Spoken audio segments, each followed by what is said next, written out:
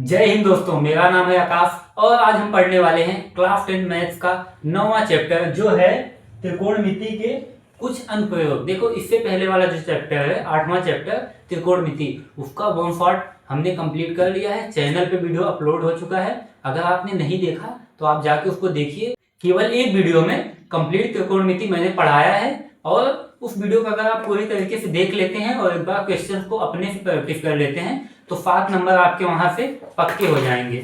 और आज जो चैप्टर हम पढ़ने वाले हैं त्रिकोणमिति के कुछ अनुप्रयोग, इस वाले चैप्टर से आपको 5 नंबर पक्के होंगे और ये वीडियो लगभग 1 से 1.5 घंटे के बीच में होगा।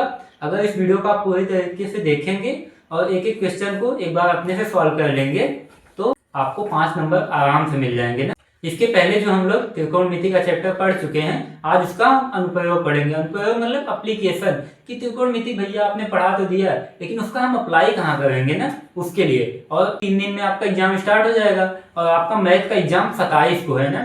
तब तक अगर आपको मैथ के जिस जिस चैप्टर में दिक्कत है आप कमेंट करके मुझे बताइए, मैं उस चैप्टर पे वन शॉट बना दूंगा।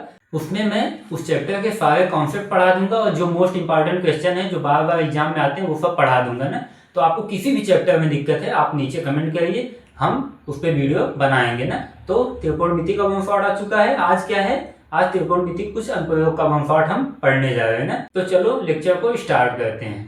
त्रिकोणमिति के कुछ अनुप्रयोग, इसमें सबसे जो मेन कॉन्सेप्ट है ऊंचाई और दूरी।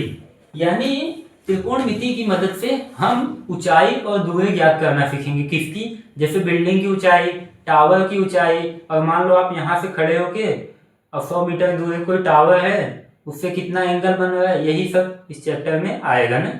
तो हम कुछ बेसिक कॉन्सेप्ट जान लेते हैं। जैसे दृष्टि रेखा, ये क्या होती है, इन सब चीजों का अभी इस चैप्टर में यूज आएगी, इसलिए मैं पहले बता देता हूं मैं। जैसे मान लो तुम कि यहां तुम खड़े हो ना, या कोई भी इंसान खड़ा है ना, और यहाँ पे एक बिल्डिंग है या टावर समझ लो आप ना। मैं इस चैप्टर का पहले आपको एक बेसिक आइडिया देने की कोशिश करूंगा ताकि आप एक बार समझ जाएंगे ना तो क्वेश्चन अपने आप सॉल्व कर लेंगे ना। तो मान लो ये इसकी आंख हो गई ना, ये इसकी आंख हो गई। तो ये आंख से जब यहां देखेगा ना तो मान लो यहाँ पे कोई वस्तु है टावर के सबसे ऊपर, तो ये आंख से जो देखेगा, मान लो आप इसकी जगह आप खुद को इमेजिन करो ना। मान लो आप यहाँ खड़े हो और उस टावर को देख रहे हो ना। जब मैं यहाँ से उस टावर को देखूंगा तो मेरे और टावर के बीच में जो काल्पनिक लाइन बनेगी उसको हम क्या बोलते हैं, दृष्टि रेखा। और इसको क्या बोलते हैं, क्षैतिज रेखा। कि मान लो यहाँ से हम एक सीधी लाइन ले लें। सीधी क्यों ले रहे हैं, ताकि हम एंगल बना पाए ना। तो इस वाली रेखा को आंख से लेके किसी वस्तु को हम देख रहे हैं तो उसको बोलेंगे दृष्टि रेखा। और उन्नयन कोण क्या होता है ना, अभी हमको ये समझ में आ गया कि आंख से आप किसी बिल्डिंग के टॉप को या फिर टावर के ऊपर ऊंचाई को देख रहे हो तो उसके आंख के और बिल्डिंग के बीच में जो रेखा बन रही है उसको हम क्या बोलेंगे, दृष्टि रेखा ना। अब हम देखते हैं ना उन्नयन कोण क्या होता है। अब मान लो ये जो इंसान है या जो भी आदमी है ये बिल्डिंग के टॉप को या टावर के टॉप को देख रहा है ना, और ये क्षैतिज बिंदु है, सॉरी क्षैतिज रेखा है। तो इसके बीच में जो कोण बनेगा उसको हम बोलेंगे उन्नयन कोण।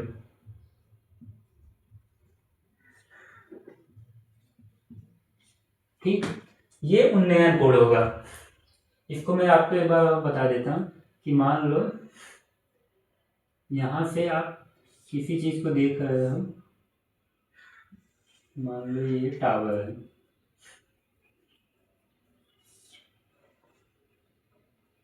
तो ये क्या हो जाएगा, उन्नयन कोण।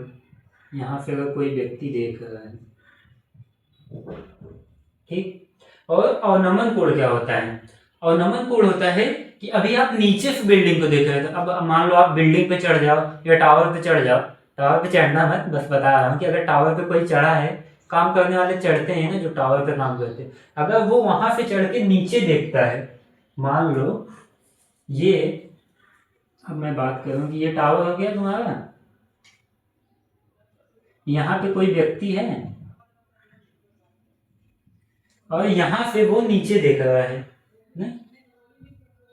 नीचे दिख रहा है कोई यहाँ वस्तु है पॉइंट पे, तो वो ऊपर से जो नीचे देख रहा है और यहाँ इसके समांतर में एक लाइन खींच दे, तो ये वाला कोण जो होता है अवनमन कोण होता है ना, इसको ऐसे मिला ये वाला कोण अवनमन कोण। अभी बस ये समझ लीजिए, आपको एग्जाम में ये नहीं पूछेगा कि उन्नयन कोण क्या होता है, अवनमन कोण क्या होता है, बड़ा मुश्किल है कि पूछ, ये बस क्वेश्चन में इस्तेमाल होगा, इसलिए मैं समझा रहा हूँ ना कि अगर आप नीचे से ऊपर की तरफ देख रहे हो तो यहाँ जो एंगल बनेगा वो क्या होगा, उन्नयन कोण, और आप ऊपर से नीचे देख रहे हो तो यहाँ जो कोण बनेगा वो अवनमन कोण। एक चीज और है एकांतर कोण, उसको भी मैं समझा देता हूँ। इसको मतलब जेड स्टाइल वाला कोण भी कहते हैं।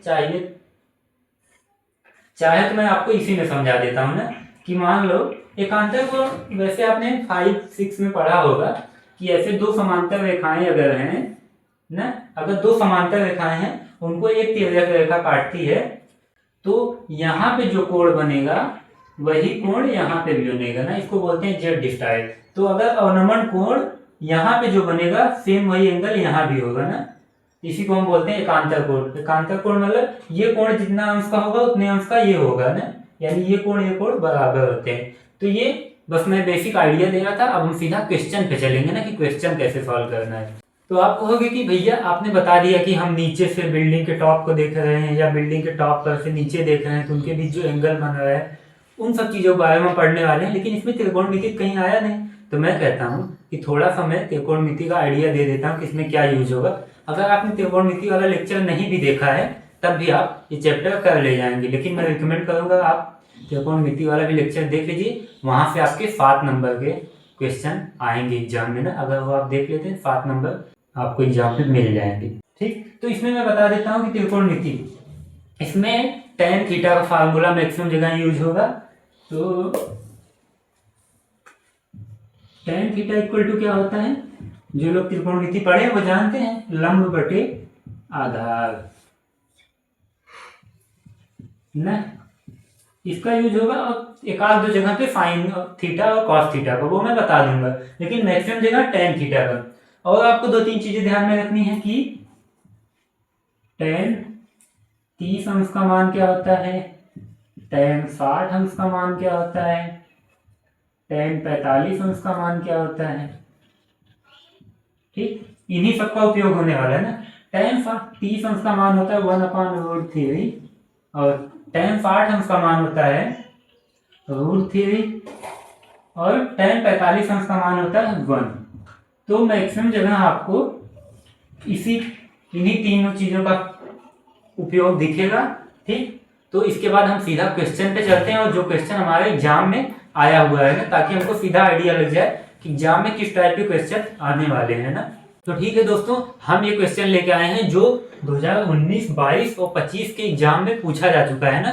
तो इस टाइप का क्वेश्चन आपके इस बार के एग्जाम में भी आ सकता है। तो चलो हम इसको सॉल्व कर लेते हैं ना। क्वेश्चन में क्या दिया हुआ है, पहले हम क्वेश्चन ध्यान से पढ़ेंगे कि एक मीनार की ऊंचाई 20 मीटर है। कितनी है, 20 मीटर है। जमीन पर बनने वाली इसकी छाया की लंबाई 20√3 मीटर है। यानी कोई एक मीनार है, उसकी लंबाई कितना है, 20 मीटर, और उसकी जो जमीन पे छाया बन रही है उसकी लंबाई क्या है, 20√3 मीटर। छाया कब बनेगी, जब पीछे से मान लो सूर्य निकला है ना, तब उसकी छाया इस साइड पड़ेगी। हम लोग भी धूप में चलते हैं, हमारी भी छाया बनती है ना, वही छाया मतलब परछाई। ठीक, और क्या बोला है, सूर्य का उन्नयन कोण क्या होगा। सूर्य का उन्नयन कोण मतलब, आओ पहले हम डायग्राम बना लेते हैं, फिर आपको मतलब समझ में आ जाएगा ना। मान लो कि ये हमारी मीनार है 20 मीटर की ना, ये क्या है, मीनार है, जिसकी लंबाई कितनी है, 20 मीटर।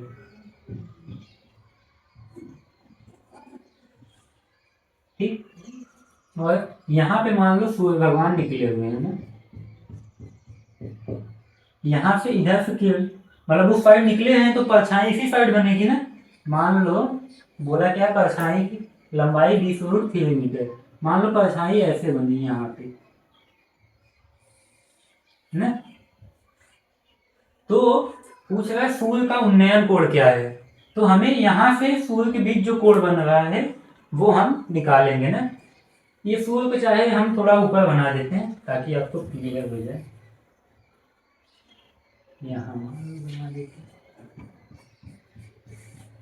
और इसकी रोशनी इधर आ रही है, सूर्य की रोशनी, तो मीनार की परछाई इधर बनेगी। तो हमें ये वाला एंगल निकालना है ना, उन्नयन कोण। ठीक, तो इसकी लंबाई 20 मीटर है और छाई की लंबाई कितनी है, छाई मतलब परछाई 20√3 मीटर। तो हमें क्या निकालना है, सूर्य का उन्नयन कोण, यानी ये वाला कोण जो सूर्य वहां से यहाँ। तो इसको हम कैसे निकालेंगे ना, पहले हम क्या करेंगे, एग्जाम की कॉपी में कैसे लिखेंगे हल, फिर हम देखेंगे क्या क्या दिया है ना, पहले हम लिख लेंगे ऐसे।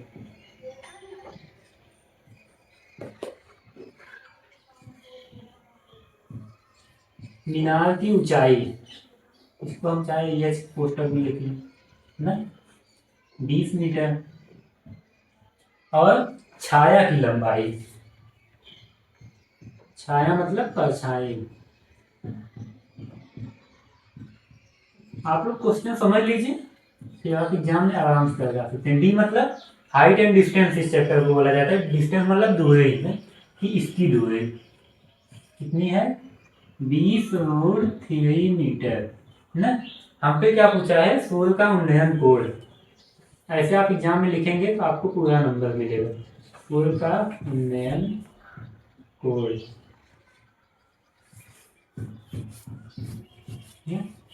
थीटा क्वेश्चन में कोण को हम थीटा से रिप्रेजेंट करते हैं ना, ये ज्ञात करना है, ऐसे आप एग्जाम में लिखना है। अब हम क्या लगाएंगे, tan थीटा। यहाँ से त्रिकोणमिति का इस्तेमाल चालू है ना। अब इसमें हम त्रिकोणमिति की सहायता से निकालेंगे सूर्य का उन्नयन कोण। tan थीटा इक्वल टू क्या होता है, लंब बटे आधार। अभी मैंने बताया था ना इंट्रोडक्शन में, लंब बटे आधार। इसमें लंब क्या है, ये मीनार की ऊंचाई 20 मीटर, अपान में आधार क्या है, यानी ये छाया की लंबाई यानी परछाई की, वो कितना है, 20√3 मीटर है ना। तो मीटर से मीटर कैंसिल और 20 से 20 कैंसिल, तो क्या बचा, tan थीटा इक्वल टू क्या बचा, tan थीटा इक्वल टू 1/√3। बहुत सिंपल सवाल है, बस आपको समझना है ना। अब tan थीटा इक्वल टू 1/√3। अब अगर आप ध्यान देंगे कि मैंने अभी आपको बताया था कि tan कितने अंश का मान 1/√3 होता है, tan 30 डिग्री का। तो हम क्या यहाँ ये लिख सकते हैं, tan 30 डिग्री। हम 1/√3 की जगह tan 30 अंश लिख सकते हैं, बिल्कुल लिख सकते हैं। अब क्या होगा, tan से tan अगर हम कैंसिल करते हैं तो थीटा इक्वल टू क्या आ गया, 30 अंश। यानी ये वाला एंगल हमने निकाल लिया कितना, 30 अंश। यही हमारा आंसर हो गया ना। आप कहोगे भैया ये क्वेश्चन तो बहुत ईजी था, मैं कहूँगा हाँ, लेकिन एक बार फिर से एक्सप्लेन कर देता हूँ जिसको नहीं समझ में आया ना। तो पहले हमें क्या दिया हुआ था कि मीनार की ऊंचाई 20 मीटर है, जमीन पर बनने वाली इसकी छाया की लंबाई 20√3 मीटर है। इसमें इस टाइप के क्वेश्चन में सबसे बड़ा हथियार हमारा क्या है, डायग्राम ना। अगर आपने डायग्राम सही से बना लिया तो क्वेश्चन आराम से सॉल्व हो जाएगा। कैसे, हमने मीनार बना लिया, उसकी ऊंचाई 20 मीटर दिखा दिए, उसकी परछाई की लंबाई कितनी थी, 20√3 मीटर, उसको भी बना लिया। फिर इस मतलब कोने से और मीनार की ऊंचाई को यानी हाईएस्ट पॉइंट को मिला दिया। ठीक, हमें यही एंगल निकालना था, सूर्य का उन्नयन कोण ना। तो उसके बाद हम इसमें त्रिकोणमिति का उपयोग कर दिए। tan थीटा इक्वल टू लंब बटे आधार, लंब की वैल्यू 20 और आधार की वैल्यू 20√3 हमने रख दिया। 20 से 20 कैंसिल, 1/√3 बचा। फिर यहाँ से थोड़ा सा आपको और दिमाग लगाना कि यहाँ इस साइड जो वैल्यू आ रही वो कितने का मान है, tan 30 अंश का मान। मैंने आपको बोला था ना कि tan 30 अंश का मान, tan 45 अंश का मान, tan 60 अंश का मान आपको दिमाग में रखना है। tan 30 अंश का मान कितना होता है, 1/√3। tan 45 का मान 1 होता है। tan 60 का मान √3 होता है ना। ठीक, तो उसका हमने यहाँ उपयोग किया। tan theta equal to tan 30 अंश हो गया, tan से tan cancel, theta equal to 30 अंश। ये वाला क्वेश्चन 3 बार आ चुका है, इस साल भी ऐसा क्वेश्चन आ सकता है। तो आप इसको नोट कर लीजिए, एक बार अपने प्रैक्टिस कर लीजिएगा क्लास खत्म होने के बाद। फिर हम चलेंगे अपने अगले क्वेश्चन पे। पिछला क्वेश्चन आपको समझ में आया होगा। अब हम चलते हैं अपने अगले क्वेश्चन पे ना, जिसमें क्या पूछ रहा है कि मैदान में खड़ी एक कार कोई मैदान है, वहां पे एक कार खड़ी है ना, कार 75 मीटर ऊंची मीनार से, यानी मीनार की ऊंचाई कितना दिया है 75 मीटर से, अवनमन कोण 30 अंश है। कोण कितना है 30 अंश है। मीनार के आधार से कार की दूरी ज्ञात कीजिए। तो मैंने आपको क्या बताया था, सबसे पहले हम डायग्राम बनाएंगे ना। देखो यहाँ पे मीनार बनाते हैं, मान लो ये हो गया हमारा मीनार, मीनार हो गया। इसकी कितना ऊंचाई दी है 75 मीटर।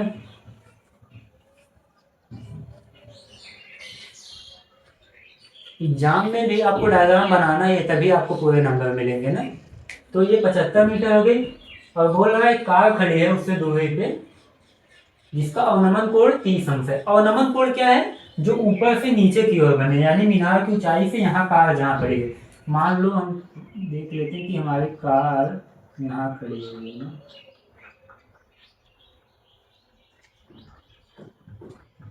मान लो यहाँ कार खड़ी है, तो मान लो इसके आगे से हम यहाँ ले जाकर मिलाएंगे, ठीक। यहाँ कार खड़ी है, और वहां से जो अवनमन कोण बन रहा है, अवनमन कोण कैसे बनता है, जब ऊपर से नीचे देखते हैं ना, तो यहाँ अगर हम ऐसे लाइन खींच दें तो ये कितना है 30 अंश। ये हमारा क्या है अवनमन कोण, लिख लेते हैं ताकि आप कंफ्यूज नहीं हो। अवनमन कोण कितना है 30 अंश ना, और यहाँ कार खड़ी हुई है। तो हमसे क्या पूछा है कि मीनार के आधार से, ये जो मीनार का आधार है यानी बेस, यहां से कार की दूरी ज्ञात कीजिए, मतलब ये दूरी हमें ज्ञात करना है। इसको चाहे हम क्वेश्चन में डी लिख सकते हैं। ये हमें ज्ञात करना है, हमें क्या दिया हुआ है अवनमन कोण दिया और मीनार की ऊंचाई। तो देखो, तो यहाँ अवनमन कोण 30 अंश है, तो अभी मैंने आपको बताया था एकांतर कोण, अगर ये 30 अंश है तो ये भी 30 अंश होगा। आप बोल दीजिए कैसे, आप ऐसा कैसे कर सकते हो। एकांतर कोण का मतलब क्या होता है कि जब दो समांतर रेखाओं को एक तिर्यक रेखा काटती है, तो ये वाला कोण और ये वाला कोण, अभी आप ऐसे समझ लीजिए ना, आपको डिफिनेशन नहीं लिखना है कि देखो ये भी पैरेलल लाइन है ना, पैरेलल मतलब ये रेखा समांतर है, तो एक तिर्यक रेखा के एकांतर मतलब इस साइड वाले और इस साइड वाले कोण बराबर होते हैं। अगर ये 30 अंश है तो ये भी 30 अंश ही होगा ना। तो अब हम इसमें फिर से त्रिकोणमिति लगाते हैं। चलो हम इस क्वेश्चन को सॉल्व करते हैं ना। देखो पहले जो जो चीज दिया हुआ है उसको हम लिख लेते हैं। मीनार की ऊंचाई दी हुई है ना, मीनार की ऊंचाई। अगर आपने क्वेश्चन सही से समझ लिया तो आधा क्वेश्चन वही सॉल्व हो जाता है ना। 75 मीटर, और मीनार से अवनमन कोण, अवनमन कोण कितना है 30 अंश, और मीनार के आधार से कार की दूरी ज्ञात करना है ना। यहाँ शॉर्टकट में लिख सकते हैं कार की दूरी यानी डी, और ये क्या था एच, हमको ज्ञात करना है ना। अब फिर हम यहाँ त्रिकोणमिति का अनुप्रयोग करेंगे, यानी उस त्रिकोणमिति अप्लाई करके इस क्वेश्चन को सॉल्व करेंगे। तो यहाँ पे हम थीटा का मान कितना दिया हुआ है 30 अंश ना। अगर मैं फिर से tan थीटा लगाऊं तो tan थीटा इक्वल टू क्या होता है, लंब बटे आधार ना। यहाँ पे लंब का मान कितना दिया हुआ है 75 सेंटीमीटर, यहाँ लिख देंगे 75, और आधार का मान हमें निकालना है। आधार मतलब दूरी, इसको हम शॉर्टकट में चाहे दूरी लिख दें चाहे डी लिख दें ना, आप समझ जाइएगा ना। डी और tan थीटा, थीटा का मान कितना है 30 अंश, हम यहाँ tan 30 अंश लिख दें, आप लोग यहाँ भैया लिख दो। अब मैं कहूँगा tan 30 अंश का मान क्या होता है, tan 30 अंश का मान होता है 1/√3, तो उसको यहाँ पे रख देते हैं ना, लिख देते हैं 1/√3 इक्वल टू 75/d, डी मतलब दूरी, ध्यान रखिएगा। तो अब यहाँ पे हम तिर्यक गुणा कर देंगे ना, तो अब यहाँ पे हम तिर्यक गुणा कर लेते हैं ना, डी का इसमें और उसका इसमें। तो आप देखो क्या आ जाएगा, d इक्वल टू 75√3 ना मीटर, यही हमारा d मतलब दूरी आ गया। यही हमारा उत्तर हो गया। अगर आपको दशमलव में दिया है तो आप यहाँ रूट 3 का मान लिख के गुणा कर सकते हैं ना, आगे सॉल्व कर सकते हैं। फिलहाल अभी के लिए हमारा यही उत्तर है। मैं क्वेश्चन के बाद दोबारा एक्सप्लेन कर देता हूँ ना, आप तरीका सीख जाइए, एग्जाम में आप आराम से सॉल्व कर लेंगे ना। एक दो बार अपने से भी प्रैक्टिस जरूर कीजिएगा ना क्लास के बाद। तो देखो क्या करना है, पहले क्वेश्चन को ध्यान से पढ़ना है कि मैदान में खड़ी एक कार 75 मीटर ऊंची मीनार से अवनमन कोण 30 अंश है। ठीक, एक लाइन में उन्होंने तीनों जानकारी दे दी ना कि मैदान में कार है जो मीनार की ऊंचाई 75 सेंटीमीटर है, मीनार से एक कुछ दूरी पे है और उसका अवनमन कोण 30 अंश है। वही दूरी हमको निकालना था। तो हमने क्या किया, मीनार की ऊंचाई दी हुई थी उसको लिख लिया, फिर अवनमन कोण दिया हुआ था 30 अंश उसको भी लिख लिया ना। अवनमन कोण जो होगा वही उन्नयन कोण बन जाता है ना, क्योंकि एकांतर कोण होते हैं। ये चीज दिमाग में रखिएगा। और फिर कार की दूरी हम निकाल लिया कैसे, tan थीटा इक्वल टू लंब बटे आधार। तो लंब का मान 75 था, आधार का मान हमें निकालना था और थीटा का मान दिया हुआ था। तो थीटा का मान क्या था 30 अंश, तो tan 30 अंश इक्वल टू 75/d, d मतलब दूरी। तो tan 30 अंश का मान 1/√3 इक्वल टू 75/d, तेरह गुणा किया, d इक्वल टू 75√3 मीटर। यही हमारा उत्तर हो गया। ठीक, इसको आप नोट कर लीजिए। फिर हम अगले क्वेश्चन चलते हैं। हम सभी ऐसे क्वेश्चन सॉल्व करेंगे जो एग्जाम में आ चुके हैं ना, क्योंकि जैसे क्वेश्चन पहले आते आए हैं उसी टाइप क्वेश्चन तो इस साल भी आएंगे ना। ठीक, इसको आप नोट करेंगे। ठीक है दोस्तों, हम चलते हैं अपने अगले क्वेश्चन पे। आप ध्यान देंगे ना, मैं जो जो क्वेश्चन कर रहा हूँ सब अलग अलग टाइप का, ताकि एग्जाम में किसी भी टाइप का है आप कर ले जाए ना। तो आप देखेंगे कि ये क्वेश्चन हमारा 2022 और 2023 के यूपी बोर्ड के एग्जाम में आ चुका है ना। तो क्वेश्चन में क्या क्या दिया हुआ है, पहले चलो हम उसको पढ़ लेते हैं ना। कि क्वेश्चन कह रहा है कि एक चिड़िया 80 मीटर ऊंचे पेड़ पर बैठी है। कितने, 80 मीटर ऊंचे पेड़ पर बैठी है। पृथ्वी तल के किसी बिंदु से चिड़िया का उन्नयन कोण 45 अंश है। चिड़िया क्षैतिज दिशा में इस प्रकार उड़ती है कि पृथ्वी तल से ऊंचाई समान रहती है। फिर 2 सेकंड बाद उसी बिंदु से चिड़िया का उन्नयन कोण 30 अंश हो जाता है। चिड़िया के उड़ने की चाल ज्ञात कीजिए ना, हमें चाल ज्ञात करना है। ठीक, तो पहले हम डायग्राम बनाएंगे। डायग्राम क्या बनाएंगे, पहले हम लिख लेते हैं क्या क्या दिया हुआ है। फिर क्या दिया है, पेड़ की ऊंचाई। थोड़ा हम छोटा छोटा लिखेंगे क्योंकि इतने में हमको पूरा सॉल्व करना है। पेड़ की ऊंचाई यानी हाइट कितना दिया हुआ है, 80 मीटर। और पृथ्वी तल के किसी बिंदु से चिड़िया का उन्नयन कोण 45 अंश है ना। जो थीटा 1 है, थीटा 1 हमने क्यों लिखा, क्योंकि अभी थीटा 2 भी है ना 30 अंश। उन्नयन कोण है थीटा 1 45 अंश। और चिड़िया क्षैतिज दिशा में इस प्रकार उड़ती है कि पृथ्वी तल से ऊंचाई समान रहती है। और 2 सेकंड बाद उसी बिंदु से चिड़िया का उन्नयन कोण कितना हो जाता है, थीटा 2 30 अंश। हमें क्या ज्ञात करना है, चिड़िया के उड़ने की चाल। चिड़िया के उड़ने की चाल हमें ज्ञात करना है ना। तो अभी जो जो इंफॉर्मेशन हमारे पास है उसकी मदद से पहले हम डायग्राम बना लेते हैं ना। तो क्या करते हैं, पहले हम पेड़ बना लेते हैं ना 80 मीटर का। मान लो ये हमारा पेड़ हो गया ना 80 मीटर।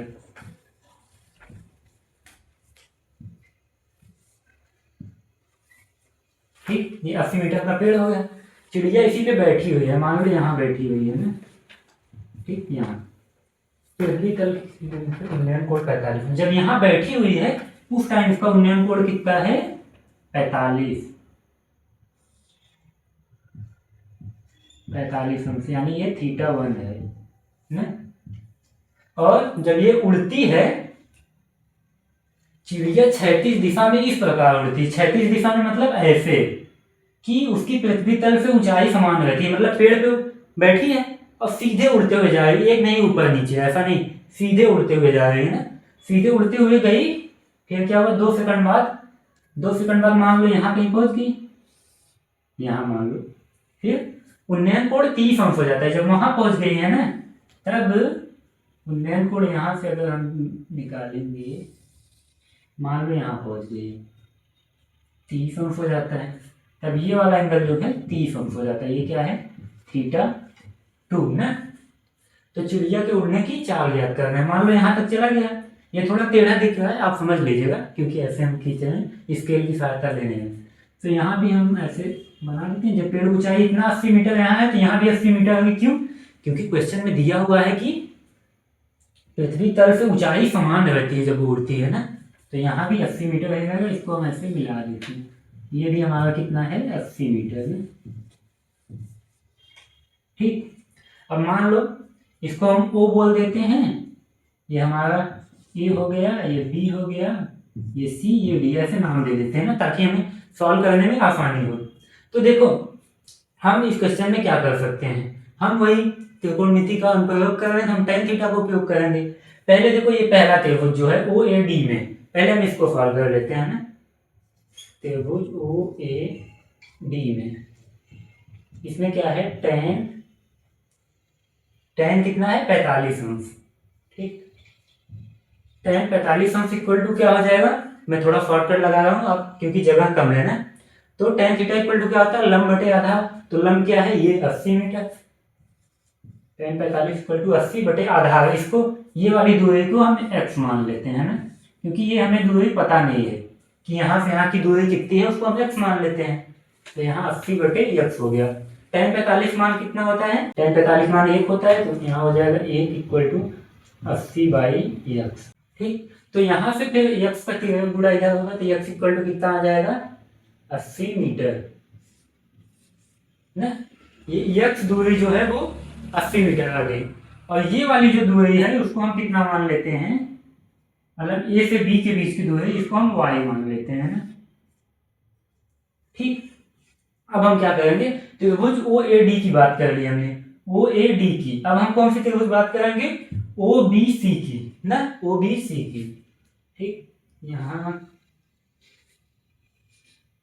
त्रिभुज OBC की। आप लोग समझते रहिए कि किससे आराम समझ में आएगा ना, कोई तो चीज नहीं कर रहे हैं। OBC में, OAC में हम यहाँ भी tan थीटा लगाएंगे ना।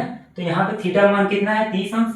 यहाँ क्या हो जाएगा, tan 30 अंश इक्वल टू, और यहाँ से यहाँ की दूरी कितनी है, x प्लस वाई ना, x प्लस वाई। क्यों? क्योंकि इतनी दूरी x है और इतनी दूरी y, जब दोनों को हम देखेंगे क्या हो जाएगा, x प्लस वाई ना। ठीक, ऐसे हो गया। तो यहाँ पे लंब बटे आधार, यहाँ भी tan 30 अंश जब हम निकालेंगे तो क्या हो जाएगा, लंब बटे आधार। लंब कितना है, 80, यहाँ भी 80 है। आधार कितना है, x प्लस वाई ना, x प्लस वाई। अब आप देखेंगे कि हमारे पास x का मान पता है 80 ना, तो और tan 30 अंश का मान क्या होता है, 1/√3। जगह थोड़ी कम है इसलिए हम इसमें ये लगा रहे हैं, 1/√3 अपान इक्वल टू 80 अपान, x का मान हमें कितना पता है, 80 प्लस वाई। ये हमारा समीकरण 1 है और ये क्या हो गया, समीकरण 2। अब हम इसको आगे सॉल्व करते हैं।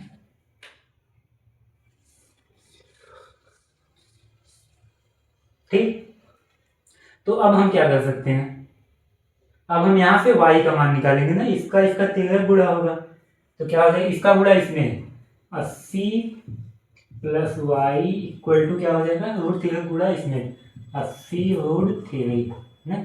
अब हम y का मान निकालेंगे, y equal to 80√3 minus 80। y का मान हम ऐसे लिख सकते हैं, 80 हम कॉमन ले लेते हैं, अंदर क्या बचेगा, √3 माइनस 1 मीटर ना।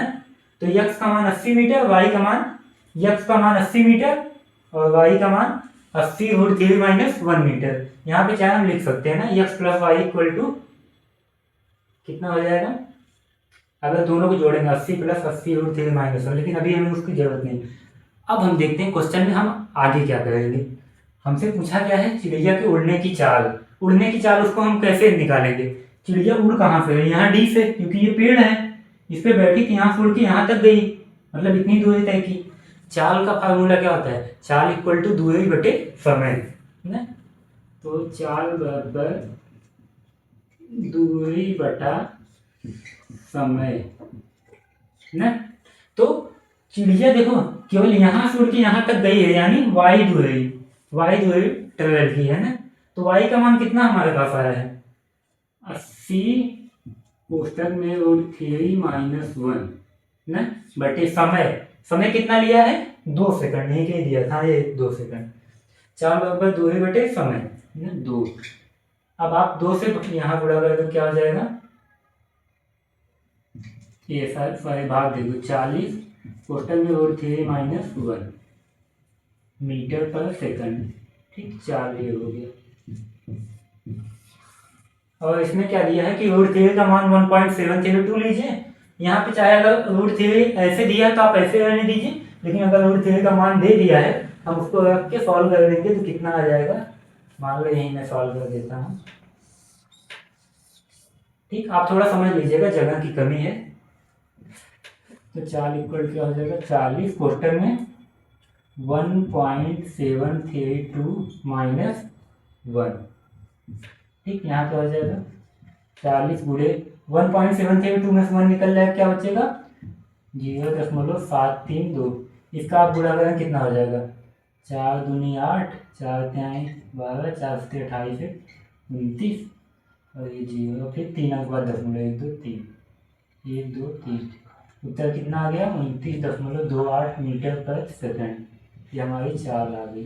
ठीक, क्वेश्चन भले थोड़ा लंबा था, थोड़ा लेंथी क्वेश्चन है, लेकिन आप स्टेप वाइज करेंगे तो सॉल्व हो जाएगा। मैं आपको दोबारा से एक्सप्लेन कर देता हूँ ताकि आपको कोई दिक्कत ना रहे ना। देखो क्या किए हमने कि हमें पेड़ की ऊंचाई क्वेश्चन में दिया हुआ था, हमने उसको लिख लिया θ1, यानी जब पेड़ पे बैठी थी चिड़िया तब थीटा कितना था 45, उसको लिख लिया। जब पेड़ से उड़ के कुछ दूर गई तब थीटा कितना हो गया 30 अंश हो गया θ2, उसको भी हमने लिख लिया। फिर चिड़िया उड़ने की चाल हमें अल्टीमेटली ज्ञात कर दी है ना। तो हमने क्या किया, त्रिभुज OAD में हमने क्या किया tan थीटा लगाया, tan 45 अंश इक्वल टू 80/x, tan 45 मान 1 होता है, 1 इक्वल टू 80/x, तो x का मान कितना आ गया 80 मीटर, ये हमारा हो गया समीकरण 1। फिर हम क्या किए, त्रिभुज OBC की बात की है ना, त्रिभुज OBC में क्या किया tan 30 equal to 80/x plus y, क्यों, क्योंकि ये दूरी x है, ये y, टोटल दूरी कितनी हो जाएगी x प्लस y ना। फिर यहाँ से क्या हो गया, हमने यहाँ पे x का मान रख दिया कितना 80 मीटर, यहाँ आप लिख दीजिएगा एग्जाम में कि x का मान 80 रखने पर। फिर क्या हो गया 80 plus y equal to 80/3, y equal to 80 कोष्टक में हमने 80 को कॉमन ले लिया, क्या बचा √3 माइनस 1 मीटर। फिर हमें पता है चाल बराबर दूरी बटे समय होता है, तो दूरी हमें निकल गई है y, क्यों चिड़िया जो है B से उड़ के C तक गई है, हमें केवल इतनी दूरी यहाँ पे लिखनी है ना। तो उतनी दूरी कितनी थी 80 √3 माइनस 1 अपान में समय कितना था 2 सेकंड, यहाँ थोड़ा सा मतलब डिब्बा बन गया, यहाँ 2 है ना, फिर 2 से कट गया कितना हो गया 40, 2 1 के 2 2 चलिए से हमने 80। फिर हमने सॉल्व कर लिया, चाल कितना आ गया 29.28 सेंटीमीटर। ये एग्जाम में आपके 2022 और 23 में आ चुका है, इस साल भी आ सकता है, इसलिए आप इस बार इसको भी एक बार सॉल्व कर लीजिएगा। ठीक, हम चलते हैं अपने अगले क्वेश्चन पे, इसको आप नोट कर लीजिए। ठीक है दोस्तों, हम चलते हैं अपने अगले क्वेश्चन पे, और ये क्वेश्चन हमारा 2025 के बोर्ड एग्जाम में आ चुका है ना। तो चलिए देखते हैं क्वेश्चन में क्या बोल रहा है कि एक नदी के पुल के एक बिंदु से, कि नदी पे पुल बना हुआ है, उसके एक बिंदु से नदी के सम्मुख किनारा मतलब नदी कभी भी जाती है ना, ऐसे जाती है, देखो ऐसे मान लो नदी जाती है तो 2 किनारे हमेशा होते हैं ना। आप किसी भी नदी के किनारे जाएंगे क्या होगा, एक किनारा इस साइड होगा, एक किनारा उस साइड, तो इन दोनों को हम सम्मुख किनारे बोल सकते हैं ना। ठीक, इसको मिटा देते हैं, फिर आगे क्वेश्चन पढ़ते हैं कि अवनमन कोण क्रमशः 30 अंश और 45 अंश है। यदि पुल किनारों से 3 मीटर की ऊंचाई पर है, पुल जो है किनारों से 3 मीटर की ऊंचाई पर है, तो नदी की चौड़ाई ज्ञात कीजिए ना। पहले हम देख लेते हैं क्या क्या दिया हुआ है, उसको हम लिख लेते हैं। अवनमन कोण यानी θ1 और θ2 की वैल्यू दी हुई है, कितना है 30 अंश और 45 अंश। यदि पुल किनारों से 3 मीटर की ऊंचाई पर है, यानी पुल की ऊंचाई कितनी दी हुई है,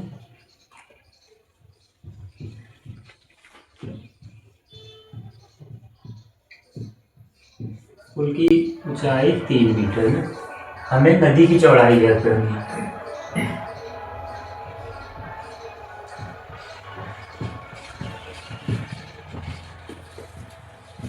तो हमें नदी की चौड़ाई ज्ञात करनी है। तो हम सबसे पहले क्या करते हैं, हम डायग्राम बना लेते हैं, उसके बाद हम tan थीटा का उपयोग करके क्वेश्चन सॉल्व कर लेंगे। तो चलो डायग्राम बनाते हैं कि नदी के पुल के एक बिंदु से, मान लो ये हमारा पुल हो गया ना। अभी ये तो 2D है ना, पूरा पुल दिखाने के लिए आपको 3D चाहिए, तो उसको तो हम दिखा नहीं सकते क्योंकि व्हाइट बोर्ड पे बना रहे हैं। तो ये मान लीजिए पुल है, यहाँ पे एक बिंदु है ना, पुल के एक बिंदु से नदी के सम्मुख किनारों, मान लो नीचे नदी है ना, सम्मुख किनारों के अवनमन कोण क्रमशः 30 अंश और 45 अंश है। मान लो ये 30 है, ये 45 अंश, ऐसे मान लो। और ये नदी जो है, नदी से पुल की ऊंचाई कितना दिया हुआ है, 3 मीटर। 3 मीटर हो गया।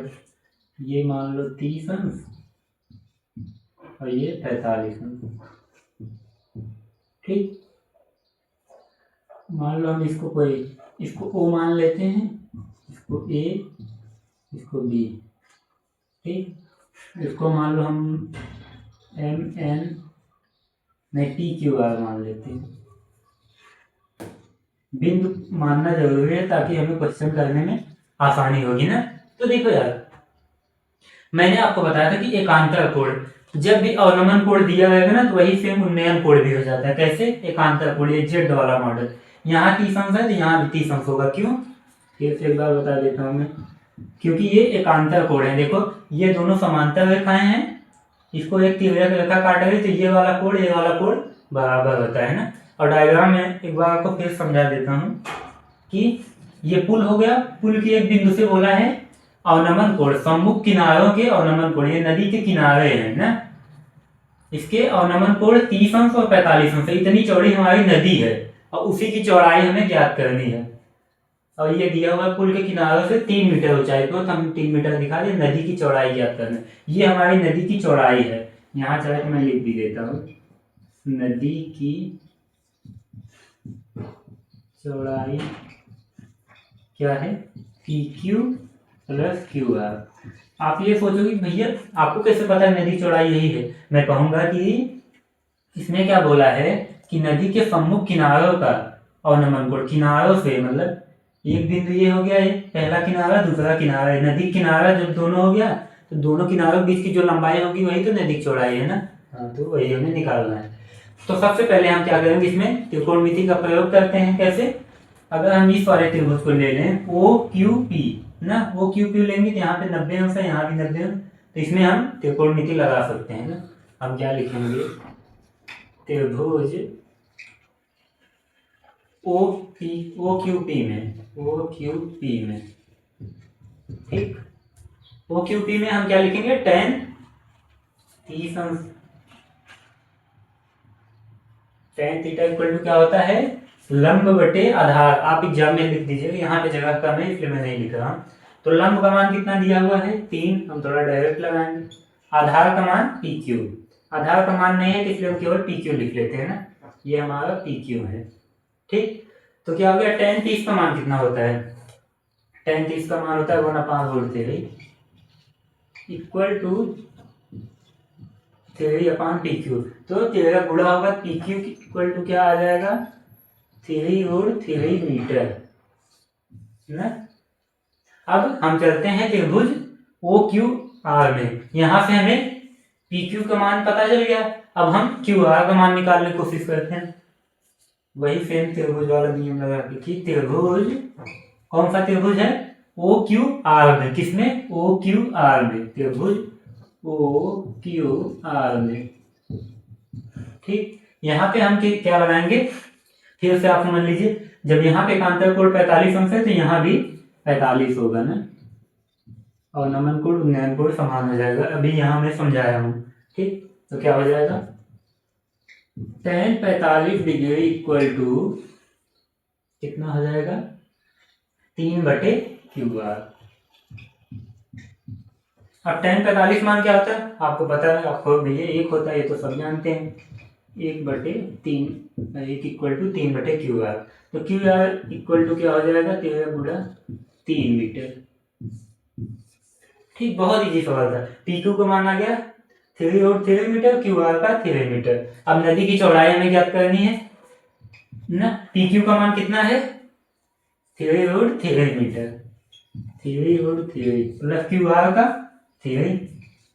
तो हम इसको ऐसे लिख सकते हैं, 3 कॉमन ले ले, कोष्टक में √3 प्लस 1 मीटर, यही हमारा आंसर है। ठीक, और ये क्वेश्चन हमारे 2025 के एग्जाम में आया हुआ था ना, यहाँ मैं लिख देता हूँ। क्वेश्चन अगर पढ़ते टाइम आपने ध्यान दे दिया कि क्वेश्चन में क्या क्या दिया है, क्या पूछ रहा है, और डायग्राम अच्छे से बना लिए, तो क्वेश्चन बहुत इजी हो जाएगा। क्वेश्चन देख के ही नहीं डरना कि ये तो मुझसे नहीं होगा, पहले देखो तो उसमें क्या दिया हुआ है। ठीक, अब मैं आपको ये क्वेश्चन एक बार फिर से पूरा समझा देता हूँ ना, ताकि जिसको ना समझ में आया हो फिर से समझ में आ जाए। तो क्वेश्चन हमें दिया हुआ था कि एक नदी के पुल के एक बिंदु से, मान लो ये नदी का पुल हो गया, उसके एक बिंदु से किनारों के अवनमन कोण, किनारों मतलब नदी के किनारों के अवनमन कोण कितने बन रहे थे 30 अंश और 45 अंश। यदि पुल किनारों से 3 मीटर की ऊंचाई पर, और पुल की ऊंचाई किनारों से कितने दी हुई थी 3 मीटर, तो ये हमने लिख दिया और फिर त्रिभुज बना लिया। फिर त्रिभुज ओ पी क्यू में हमने tan 30 अंश लगा दिया, और त्रिभुज ओ क्यू आर में tan 45 अंश। यहाँ से हमें पी क्यू मान पता चल गया, यहाँ से क्यू आर का हमने दोनों यहाँ रख दिया, नदी की चौड़ाई आ गई। ठीक, इस क्वेश्चन को आप नोट कर लीजिए, फिर हम अपने अगले क्वेश्चन पे चलते हैं। ठीक है दोस्तों, हम चलते हैं अपने अगले क्वेश्चन पे ना। देखो बोर्ड एग्जाम काफी पास आ चुका है, तो मैक्सिमम बच्चे इस टाइम पैनिक में होंगे, तो वो न तो पढ़ पा रहे हैं, न तो पहले उन्होंने पढ़ाई की है। अगर आप इस टाइम, पहले आपने चाहे पढ़ाई की हो या न की हो, लेकिन अब क्या कर सकते हो, हमारे पास जो टाइम है उस टाइम में जितना पढ़ सकते हैं उतना पढ़े ना। तो त्रिकोणमिति जो पहला वाला लेक्चर है, यानी जो मैंने वन शॉट डाला है, अगर आप उसको पूरा देख लेते हैं तो आपके 7 नंबर फिक्स हो जाएंगे। और ये वाला जो वन शॉट है, इसको भाई आप कंप्लीट कर लेते हैं तो आपके 5 नंबर आराम से फिक्स हो जाएंगे ना। तो हम अगले क्वेश्चन की तरफ चलते हैं। इसमें क्या बोल रहा है, एक समतल जमीन पर खड़ी मीनार की छाया उस स्थिति में 30 मीटर अधिक हो जाती है।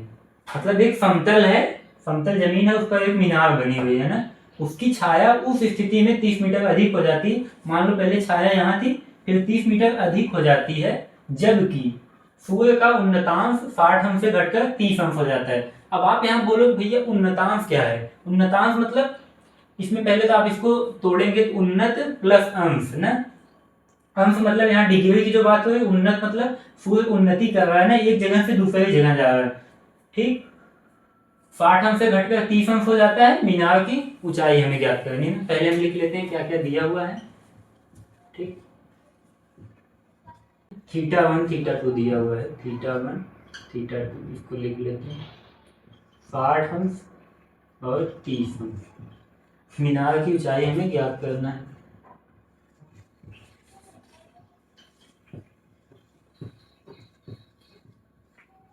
यानी हाइट ज्ञात करना।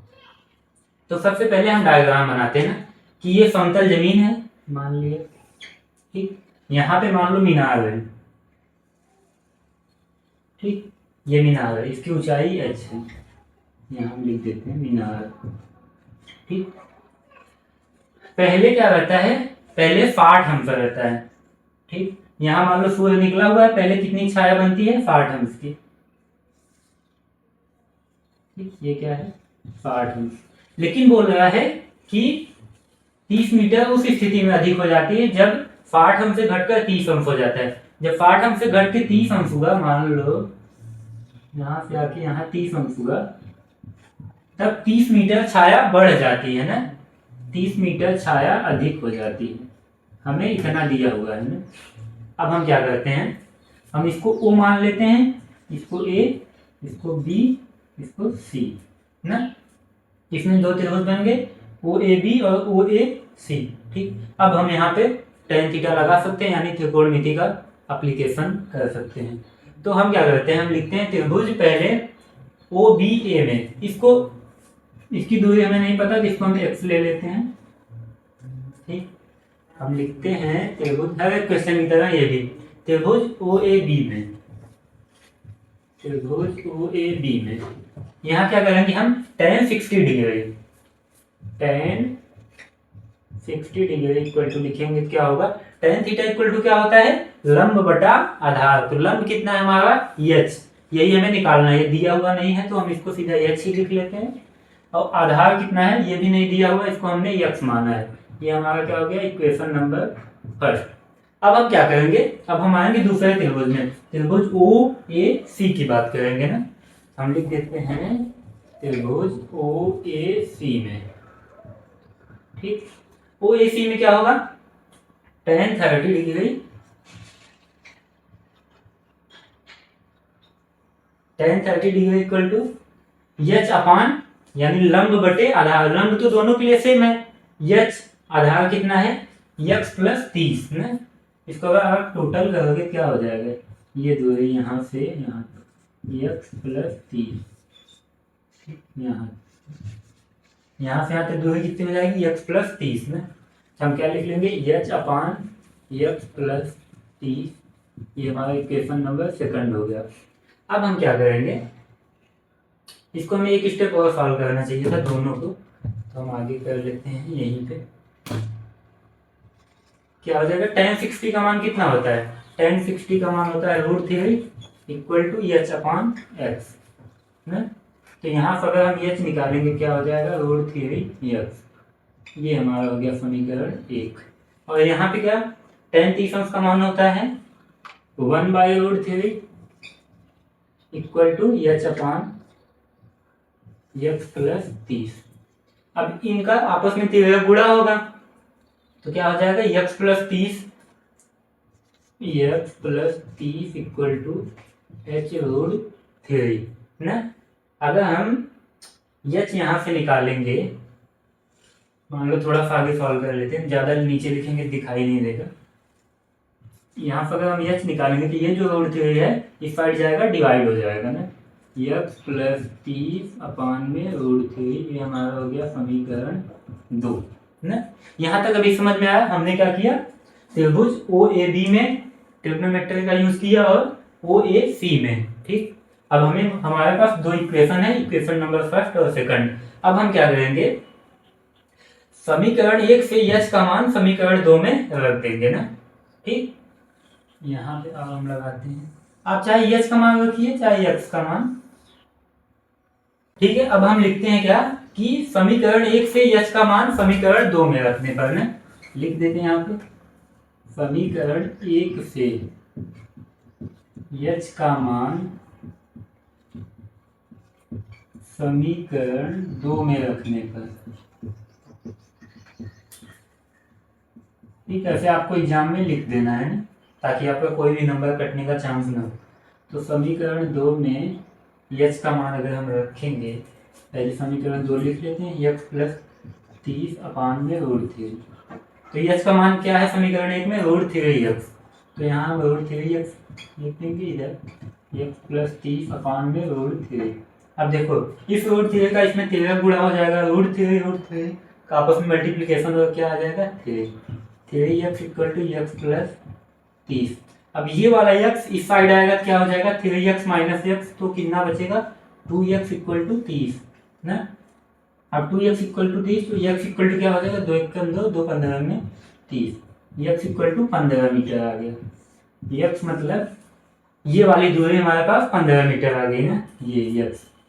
अब हमें 15 आ गया, अब हमें h निकालना है, तो h हम कैसे निकालेंगे, ये अब हम लिख देंगे कि x का मान चाहे जिसमें आप रख दो, चाहे समीकरण 1 में चाहे 2 में, हम 1 में रखेंगे मान, समीकरण 1 में रखने पर, 1 में रखने पर।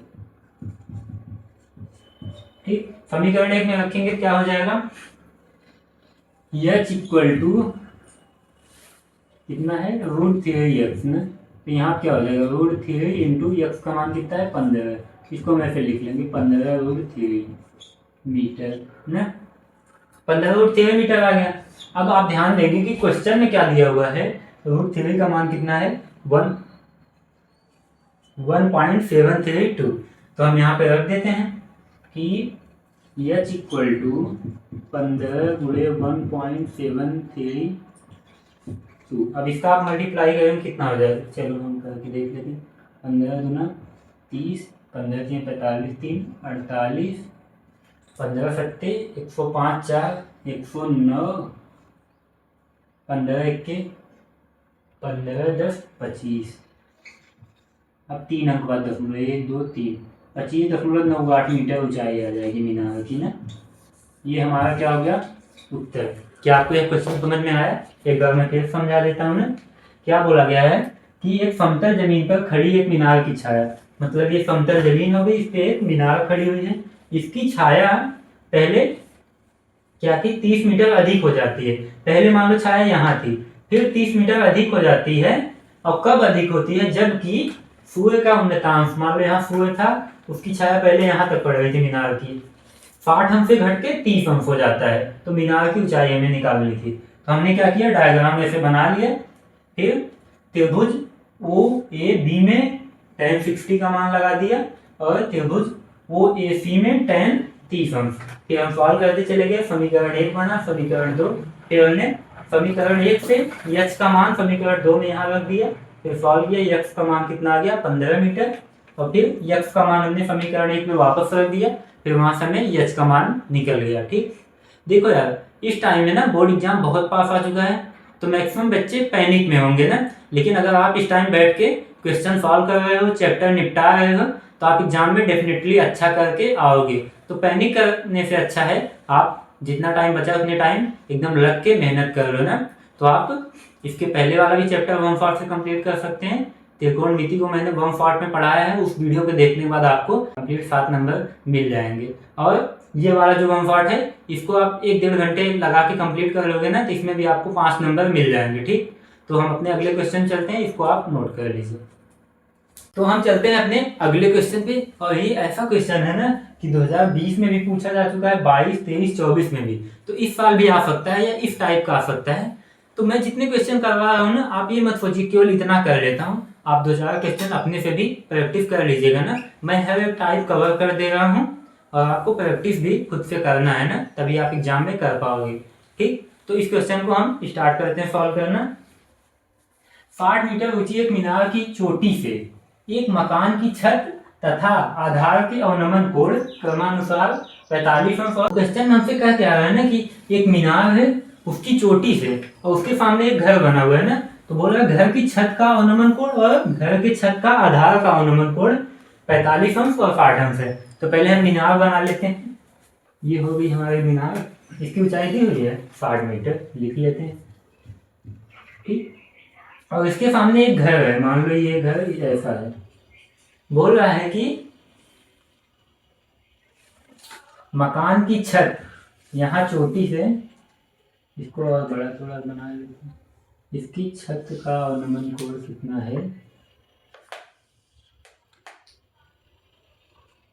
पहले छत का अवनमन कोण 45 अंश, और घर के आधार का अवनमन कोण कितना है 60 अंश। इसको हमको मिलाना है इसमें। ठीक, ये 45 अंश है, ये 60 अंश है, और इसकी ऊंचाई हमें दी हुई है 60 मीटर। इसको हम ओ लिख लेते हैं, यहाँ पे ए बी, यहाँ पे भी हम कुछ लिख लेते हैं एम एन। ठीक, और उसके बाद हमसे पूछ क्या है, उस मकान की ऊंचाई, यानी इस मकान की ऊंचाई तथा मीनार से उसकी दूरी ज्ञात करना है। क्या क्या करना है, इसको मान लो एच मान लेते हैं, ये मकान की ऊंचाई है, और ये दूरी इसको डी मान लेते हैं। ये दोनों चीजें हमको ज्ञात करनी है ना, तो चलो सॉल्व कर लेते हैं। आधा खेल डायग्राम का ही है, अगर डायग्राम बना लिया तो आधा क्वेश्चन वहीं सॉल्व हो गया। ठीक, तो हमारे पास क्या क्या दिया है, मीनार की ऊंचाई लिख लेते हैं।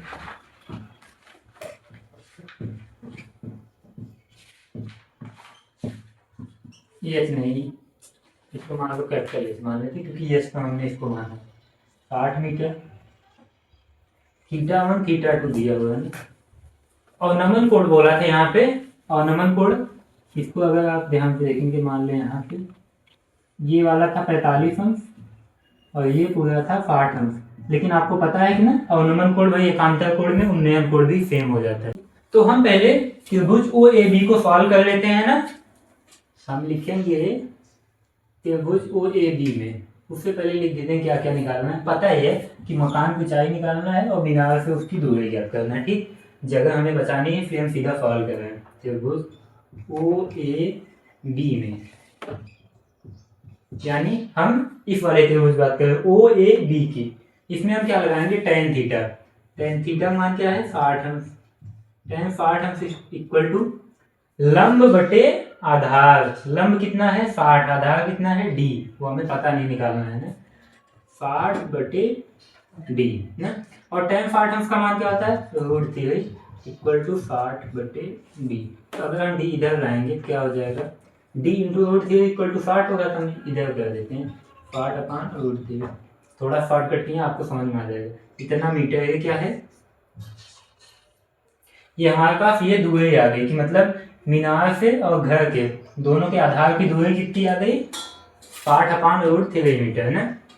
और अब हम बात करेंगे त्रिभुज OMN में। एक चीज हम निकाल चुके हैं ना, मीनार से उसकी दूरी निकाल चुके हैं, अब हम मकान की ऊंचाई निकालेंगे, ये वाला ये ना।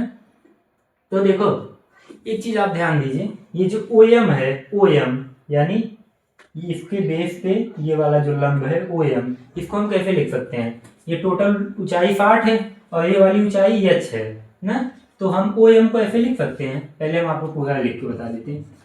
OA इक्वल टू क्या है OM प्लस MA है ना, OM प्लस MA ना। और इसका OA का मान 60 है ना। OM ये वाला है और MA ये वाला। MA जितनी लंबाई है उतनी लंबाई BN की है, आपको यहाँ भी है, और BN की लंबाई का हमने क्या माना है h, तो क्या हो जाएगा OM प्लस h ना। तो OM इक्वल टू क्या हो जाएगा 60 माइनस h ना, मीटर चाहे आप लिख दो। OM मतलब ये वाली लंबाई, लंब क्या हो जाएगा 60 माइनस h। ठीक, तो अब हम सॉल्व करते हैं त्रिभुज OMN में ना, सॉल्व करेंगे त्रिभुज OMN में। यहाँ हम क्या लगाएंगे tan 45 अंश, tan 45 अंश। आप भी साथ साथ में सॉल्व कर सकते हैं, और नहीं तो अगर आपको पहले से नहीं आता है तो आप पहले रुक के समझिए अच्छे से, फिर दोबारा अपने से सॉल्व कीजिएगा ना। तो tan 45 अंश इक्वल टू क्या हो जाएगा OM/MN, यानी लंब बटे आधार। लंब का मान हमें क्या निकाला है 60 माइनस h, 60 माइनस h अपान आधार का मान कितना है d, d अभी कितना आया है 60/√3। ठीक, और tan 45 मान कितना होगा 1 इक्वल टू 60 माइनस h 60 बटे √3। ठीक, अब हम इसको आगे सॉल्व करते हैं यहाँ। तो ये जो 60 बटे √3 है, तिरछा गुणा हुआ इधर आ जाएगा, तो क्या हो जाएगा 60 बटे √3 इक्वल टू 60 माइनस h ना। अब आप देखो, अगर मैं h को इस साइड ले रहा हूँ, मान लो h को यहाँ ले आया, यहाँ माइनस था यहाँ प्लस हो गया, इक्वल टू 60 को उस साइड ले गया 60/√3 होते, यहाँ 60 अपनी जगह पे था और ये वाला उस साइड गया, क्या हो जाएगा 60/√3 माइनस हो जाएगा ना। अब इसको हम कैसे सॉल्व करेंगे,